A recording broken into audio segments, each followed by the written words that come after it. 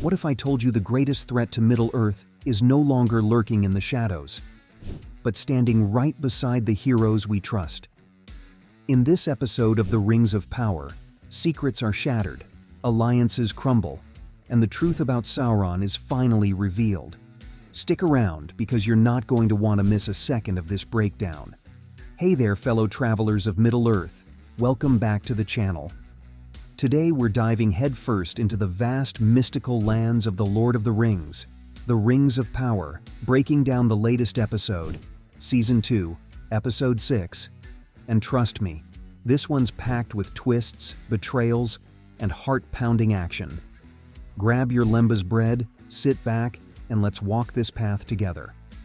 Oh, and before we get started, don't forget to hit that subscribe button if you love all things Tolkien. Let's grow our fellowship. Opening in Mordor. Alright, let's kick things off with where Episode 6 begins, the dark foreboding forests near Mordor. We catch up with Arondir, the fearless elf warrior, who's been hunting down Adar and his band of orcs. This is one of the first big reveals of the episode. Arondir stumbles upon deserting orcs, who are grumbling about Adar's latest plans and, wait for it, his search for Sauron. The tension here is absolutely electric. We know that Adar has his own mysterious motivations, but the idea of him still seeking Sauron sends shivers down your spine, right? There's that ominous feeling in the air that Sauron's shadow is getting closer. We've seen Arondir fight before, but this scene sets the stakes so high as he slays the orcs and finds a cryptic clue, a sketch of a region. Now, this raises so many questions. What's Adar planning in a region? Is this just a setup, or is something bigger coming? And let's not forget, Mordor isn't just the backdrop. It's practically a character in this show. The way the cinematography captures the dark wilderness, you can feel the evil lurking in every shadow. It's that classic Lord of the Rings tension. Every step feels like it could be your last. And can we talk about the music? The haunting score in the background gives me goosebumps every time. Trouble in Eregion. Next, we're transported back to Eregion, where Celebrimbor, our favorite ambitious elf, is knee-deep in the struggle to forge the Nine. Now, if you're like me, this whole storyline has been a slow burn. We've been waiting for Celebrimbor to figure out the perfect formula for the Rings of Power, and now the pressure's really on. The forging process? A complete disaster. The elven smiths are struggling without their shipment of mithril, and Celebrimbor's frustration is palpable. You can feel the weight of this moment. And then, Antar steps in. Antar. I mean, we know who this guy really is, right? Sauron in disguise. But here, he's all charm and helpfulness, like that coworker who's a little too friendly. He talks Celebrimbor out of his funk and even takes on the administrative duties of Eregion. There's something so sinister about his calm demeanor, and when he asks the guards to hide the message carved into that dead soldier's chest, it's like we're watching his dark influence spread, unnoticed. The message said, "Where is he?" Chilling, right? It's those little moments that remind us the stakes are bigger than just some rings. Sauron's reach is everywhere. I have to say, the subtle buildup of Anatar's manipulation is just brilliant. We all know where this is headed, but watching it play out feels like being in on a secret. What did you guys think? Is Anatar's influence over Celebrimbor becoming too obvious? Drop your thoughts in the comments below. Galadriel and Adar, unlikely allies? And now, we come to one of the most compelling scenes in the episode, Galadriel and Adar. Ah, these two. They remind me of old enemies forced into an uneasy truce. There's this Captain Barbassa and Elizabeth Swann vibe going on between them, but way darker. Their dinner conversation, if you can call it that, is just dripping with tension.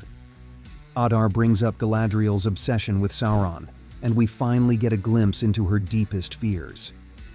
What makes this scene so powerful is Adar's assertion that Sauron preys on desire, twisting what people want most into his own tools of domination.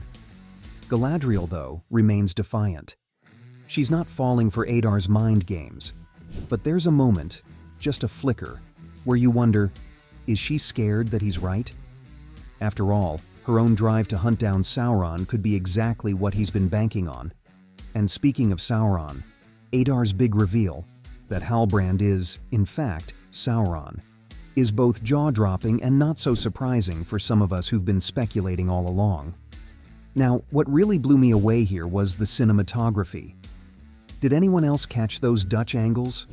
The tilted shots make everything feel off balance, mirroring the growing instability of Galadriel's mind. This scene is a visual masterclass in making you feel uncomfortable before you even know why. Also, can we talk about Adar's little gift? Morgoth's crown. Not just any crown, but the one he tried to use to kill Sauron. This was a mind-blowing moment. The idea that these ancient relics still have power, that they're connected to the rings of power. It's like history coming back to haunt the present.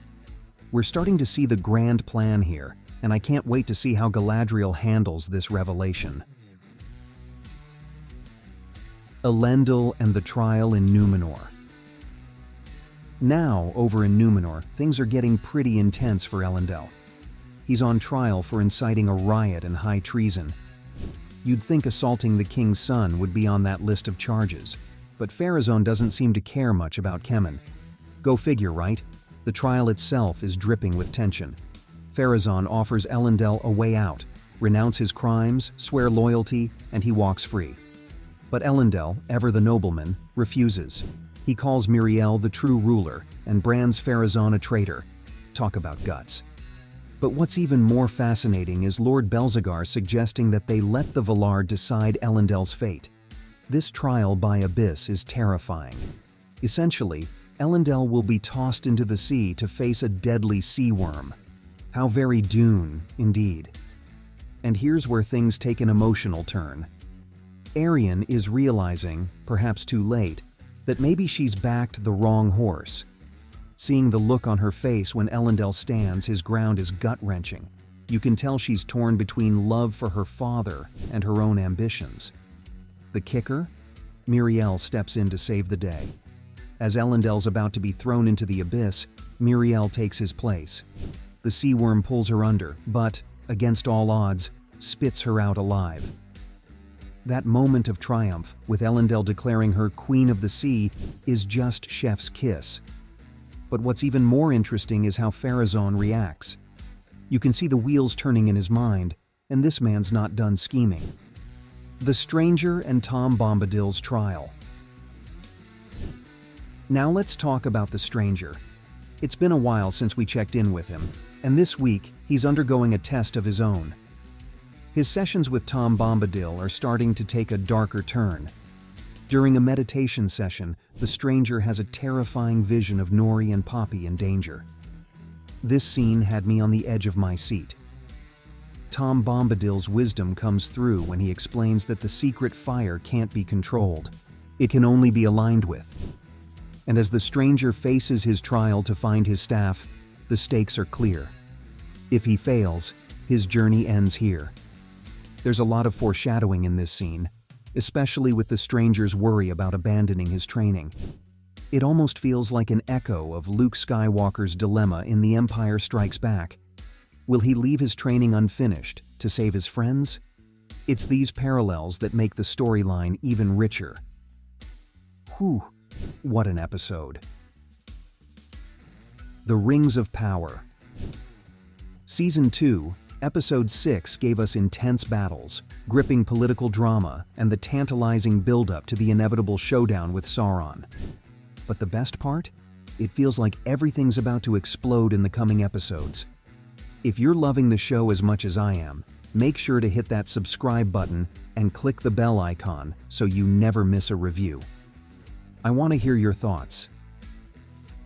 What's your theory on Halbrand and Galadriel's uneasy alliance? And is Adar's endgame just to take down Sauron, or is there more at play? Leave a comment below. And hey, if you like this breakdown, give it a thumbs up, share it with your fellow Tolkien fans, and keep the conversation going.